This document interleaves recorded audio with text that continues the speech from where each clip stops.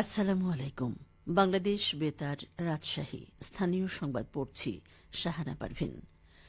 আগামীকাল মহান বিজয় দিবস। যথাযোগ্য মর্যাদা ও ভাব গাম্ভীর্যের সঙ্গে দিবসটি উদযাপনের লক্ষ্যে রাজশাহী জেলা প্রশাসন নানা কর্মসূচি গ্রহণ করেছে। এদিন সূর্যোদয়ের সঙ্গে সঙ্গে সকল সরকারি, আধা সরকারি, স্বায়ত্তশাসিত এবং বেসরকারি ভবনে জাতীয় পতাকা উত্তোলন ও জেলা পুলিশ লাইন্সে ৩১ বার তোপধ্বনির মাধ্যমে দিবসটির উদযাপনে কর্মসূচি শুরু হবে। এরপরে জেলা প্রশাসকের কার্যালয় চত্বরে শহীদ স্মৃতিস্তম্ভে পুষ্পস্তবক অর্পণ করা হবে। সকাল ৯টায় সার্কিট হাউসে জেলা পর্যায়ে আনুষ্ঠানিকভাবে জাতীয় পতাকা উত্তোলন এবং ১০টায় জেলা শিল্পকলা একাডেমিতে জেলা পর্যায়ে বীর মুক্তিযোদ্ধাদের সংবর্ধনা প্রদান করা হবে। এরপর একই স্থানে বেলা ১১টায় আড়ম্বরপূর্ণ বিজয় মেলার উদ্বোধন করা হবে। বিকেল ৪টায় স্ব শিক্ষা প্রতিষ্ঠানে শিক্ষার্থীদের ক্রীড়া প্রতিযোগিতা এবং সাংস্কৃতিক পরিবেশনা অনুষ্ঠিত হবে। আগামীকাল সকাল থেকে সন্ধ্যা পর্যন্ত পার্ক, জাদুঘর বিনা টিকিটে শিশুদের পরিদর্শনের জন্য উন্মুক্ত রাখা হবে। সংশ্লিষ্ট কর্তৃপক্ষের ব্যবস্থাপনায় আজ ও আগামীকাল সন্ধ্যায় শহরের গুরুত্বপূর্ণ সরকারি, আধা সরকারি, স্বায়ত্তশাসিত এবং বেসরকারি স্থাপনাসমূহে আলোকসজ্জা করা হবে। এদিকে নওগাঁয় যথাযোগ্য মর্যাদায় বিজয় দিবস পালনের সকল প্রস্তুতি সম্পন্ন করেছে জেলা প্রশাসন। বিষয়টি নিশ্চিত করে জেলা প্রশাসক মোহাম্মদ আব্দুল আওয়াল জানান, আগামীকাল সূর্যোদয়ের সাথে সাথেই শহরের এটিএম মাঠে ৩১ বার তোপধ্বনি ও মুক্তির মোড় শহীদ স্মৃতিস্তম্ভে পুষ্পস্তবক অর্পণ করে শহীদদের প্রতি শ্রদ্ধা জানানো হবে। সকাল ৯টায় এটিএম মাঠে আনুষ্ঠানিকভাবে জাতীয় পতাকা উত্তোলন ও বিজয় মেলার উদ্বোধন করা হবে। বেলা ১১টায় মুক্তিযোদ্ধা মঞ্চে ১৯৭১ সালের বীর মুক্তিযোদ্ধা সমাবেশ ও তাদের পরিবারের সদস্যদের সংবর্ধনা দেয়া হবে।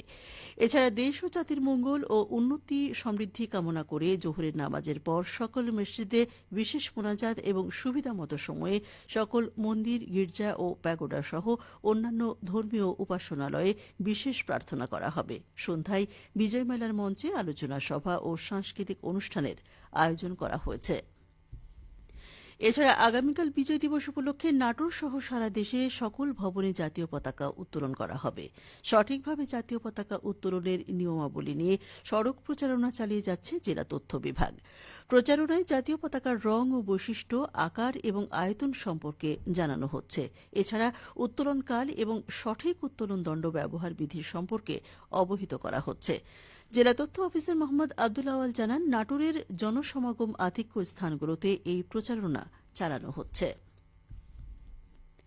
সিরাজগঞ্জ জেলা উন্নয়ন সমন্বয় কমিটির সভা অনুষ্ঠিত হয়েছে। আজ সকালে জেলা প্রশাসক কার্যালয়ের শহীদ শামসুদ্দিন সম্মেলন কক্ষে অনুষ্ঠিত সভায় সভাপতিত্ব করেন জেলা প্রশাসক মোহাম্মদ নজরুল ইসলাম।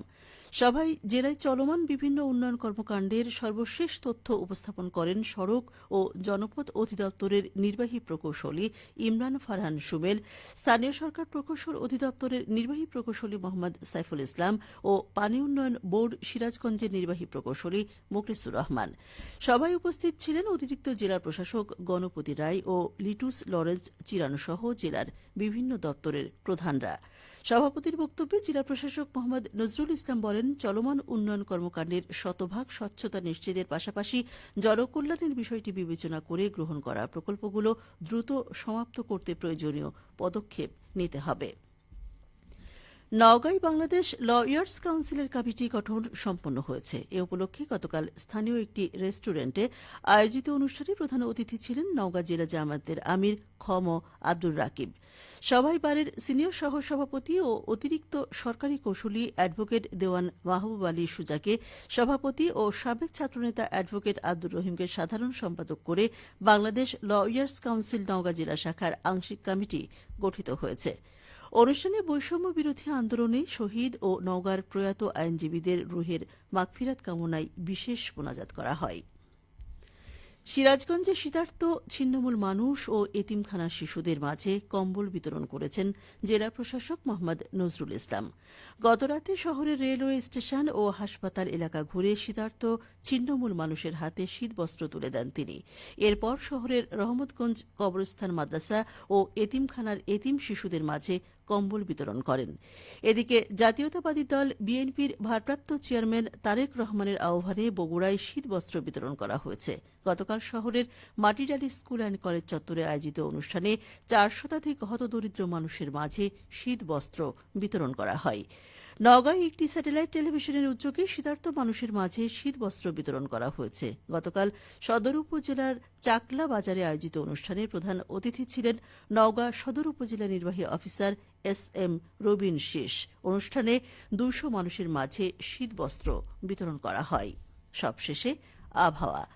আজ দুপুর 12টায় রাজশাহীতে তাপমাত্রা ছিল 24 ডিগ্রি সেলসিয়াস। এ সময় বাতাসে আপেক্ষিক আর্দ্রতার পরিমাণ ছিল 45%। রাজশাহী ও পার্শ্ববর্তী এলাকায় আজ সূর্যাস্ত সন্ধ্যে 5:19 সংবাদ শেষ হল। আমাদের পরবর্তী সংবাদ দুপুর 2:05।